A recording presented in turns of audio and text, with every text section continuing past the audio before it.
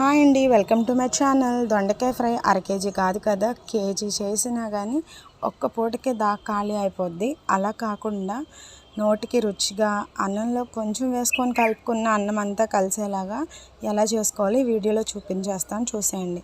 ముందుగా stove on చేసుకొని pan పెట్టుకొని అందులో ఆయిల్ వేసుకొని, నేనైతే వేరుశనగ నూనె వేస్తానండి. పచ్చళ్ళు కానీ కూరలు కానీ టేస్ట్ చాలా బాగుంటాయి.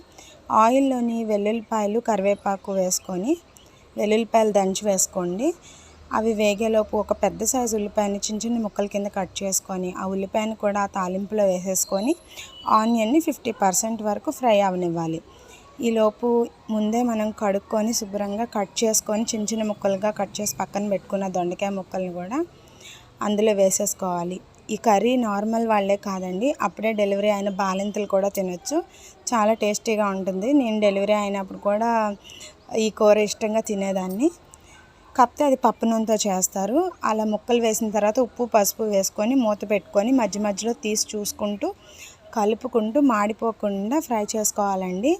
ముక్కలు 90% మగ్గిన తర్వాత చూసుకుంటూ అందులో అయితే కారం వేసుకొని, కారం కూడా పచ్చివాసన పోయేంతవరకు ఫ్రై అయితే చేసుకోవాలి.